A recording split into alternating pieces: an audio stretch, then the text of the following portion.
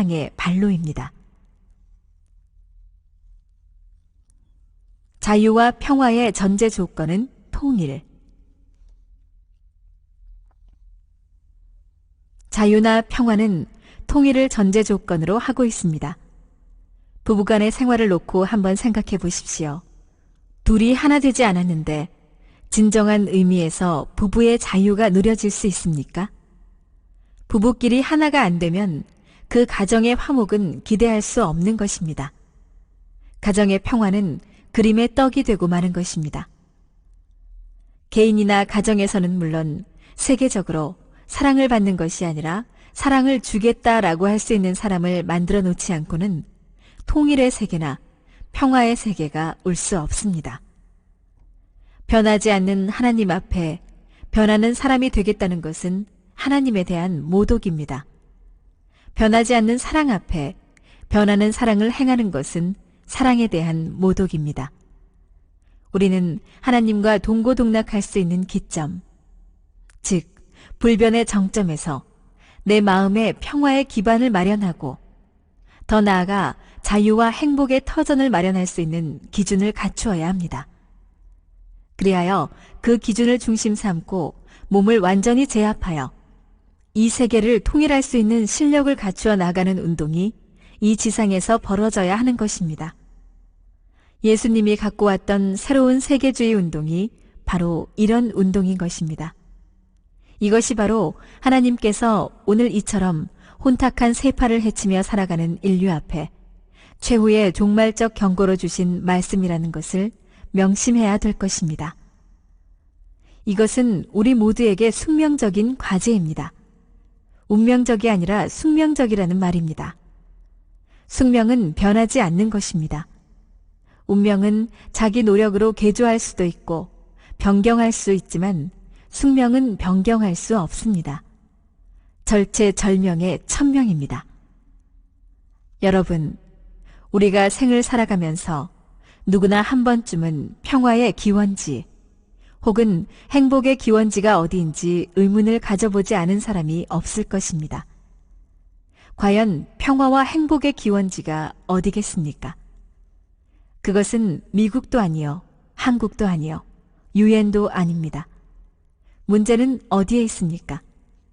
몸과 마음이 싸우는 이 인간의 가슴 속에서 어떻게 평화의 우주관을 갖고 행복한 세계관을 갖느냐 하는 것이 지극히 중대한 문제입니다. 우리의 작은 가슴 속에서는 6,000년을 계속해온 전쟁의 포화가 아직도 타오르고 있습니다. 제1차 세계대전도 격전이었고 제2차 세계대전도 물론 격전이었습니다. 그러나 그런 전쟁은 모두 과정적인 전쟁이었습니다. 길어야 5년을 넘기지 못하는 전쟁이었습니다.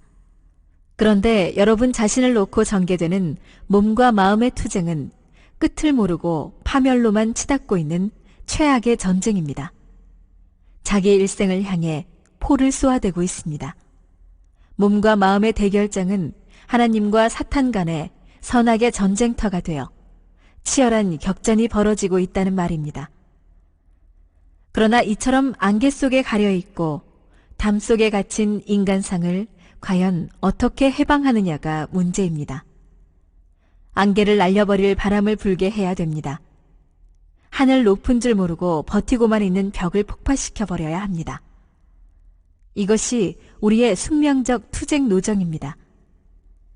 잠을 극복해야 되고 배고픔을 극복해야 되겠으며 비원리적인 성적 욕망을 극복해야만 되겠습니다. 그래서 문 총재님은 일찍이 이 길을 출발하면서 우주주간 바라기 전에 자아주간 완성하라라는 표어를 내걸고 일생을 싸워 나온 것입니다. 성경에서는 오늘의 인류를 놓고 고아라고 했습니다. 국가도 주인이 없는 나라라고 했습니다. 여러분의 마음이 어느 한때라도 진정한 평화를 누려본 적이 있습니까? 여러분의 나라에 주인이 있습니까? 작금의 우리 정치 현실을 바라보십시오. 이 나라 이 민족을 진정 사랑하고 생명을 바쳐 통일을 성취하겠다는 참된 애국자를 어디에서 찾을 수 있습니까? 어느 누가 병들고 썩어가는 이 나라의 젊은이들을 구해줄 수 있는 사상이나 이념을 제시할 수 있습니까? 실로 안타깝고 비통함을 금할 길이 없습니다. 이런 것들은 모두 우리 개개인을 놓고 일심일체, 일념의 기준을 세우지 못한 데서 연유하는 것입니다. 몸 마음의 통일이 없이 어떻게 가정의 화목과 국가와 세계의 평화를 바랄 수가 있겠습니까? 우리의 본심이 평화와 행복과 통일을 바라는 것은 영원 불변의 진리입니다. 그러나 문제는 우리의 육신입니다.